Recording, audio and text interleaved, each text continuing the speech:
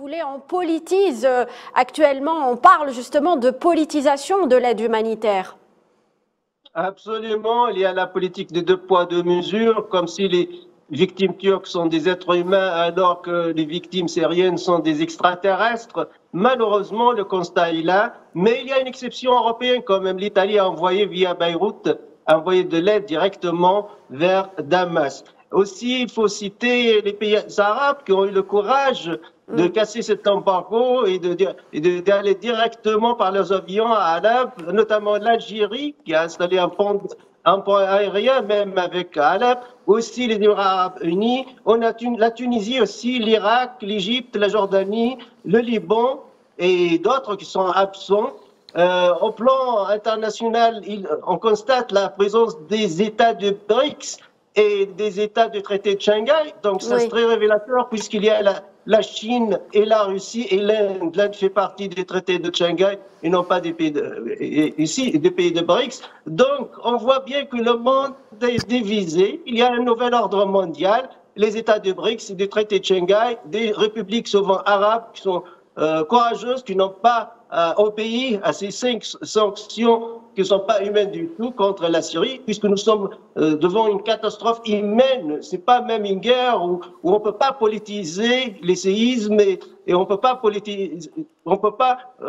tout mettre sur le dos de la politique. Donc, on voit bien l'hypocrisie de l'Occident. Je reprends le titre du livre de mon ami Jean Ziegler, La honte de l'Occident. Donc, 2 poids 2 mesures. On envoie les aides vers la Turquie parce que la Turquie est un membre de l'OTAN, mais la Syrie, sanctions, embargo total, à l'exception évidemment de l'Italie. Maria Saada, j'aimerais avoir votre réaction au sujet donc si vous voulez, ce 2 poids 2 mesures dont vient de parler Riyad Sidawi. Comment réagissez-vous face à une telle injustice? On pensait que le monde entier allait se mobiliser pour venir en aide aux Syriens et on voit que non.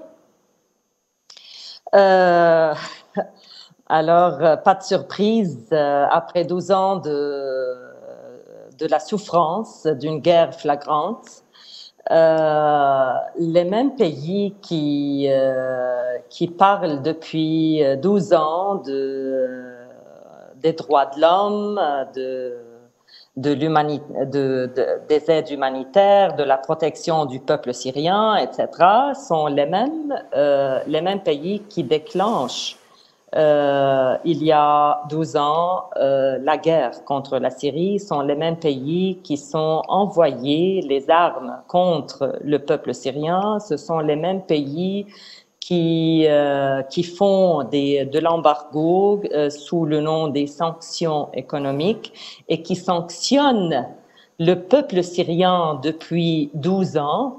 Et alors, ce sont les mêmes pays qui refusent d'envoyer des aides humanitaires vers la Syrie aujourd'hui dans cette crise catastrophique humanitaire.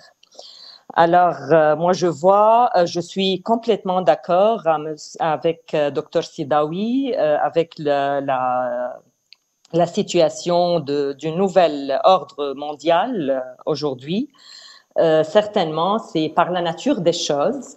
Alors, la nature, aujourd'hui, découvre la nature de chaque pays, de chaque politique, de chaque personne. Alors, nous sommes vraiment dans une situation claire qui ouvre l'image complète des politiques des pays et il va créer une nouvelle stabilisation et une nouvelle ordre mondial. Très bien. Maria Saada, justement, à ce propos, on va écouter donc la déclaration du président syrien Bachar el-Assad qui était en déplacement à Alep. Il est revenu justement sur ce sujet. On l'écoute. Certains disent que l'Occident a donné la priorité à la politique plutôt qu'à l'aspect humanitaire, mais ce n'est pas vrai. Pour prioriser une situation dépend d'une autre, les 2 situations doivent exister. Ici, l'aspect politique existe, mais pas l'aspect humanitaire. Pour l'Occident, la politisation de la situation est une chose normale, sauf qu'ils ne font preuve d'aucun sentiment humain, que ce soit aujourd'hui ou dans le passé. Pendant 600 ans, l'occupation occidentale a été basée sur le meurtre et le vol du peuple. Donc on va faire réagir Manuel Pouchelet au sujet de ce qu'on vient d'écouter. On a écouté le président syrien qui est revenu justement sur cette injustice dont souffre le peuple syrien dans de telles circonstances. Manuel Pouchelet. Oui, M. Bachar el-Assad pointe du doigt les contradictions des Occidentaux. Force est de constater qu'ils sont vecteurs de valeurs humanitaires, de paix, de droits de l'homme. Et force est de constater, malheureusement, qu'aujourd'hui, on a une population qui souffre. On a quand même beaucoup de milliers de morts et personne ne vient en aide. Là est la contradiction occidentale, si vous voulez. Mais en même temps, on a aussi des politiques qui, en Europe, sont droit dans leurs bottes par rapport au régime syrien. Il y a quand même un esprit de contradiction en Europe qui peut nous dépasser ce soir, où Bachar el-Assad avait été même l'invité du 14 juillet en France à l'invitation du président français lors du défilé. Et en même temps, à l'époque, c'était le dossier de la sécurisation de l'arc méditerranéen. Mais là, avec cette situation-là, tout est bousculé, tous les équilibres régionaux vont être bousculés. Et du côté occidental, si vous voulez, pour l'instant, c'est porte close.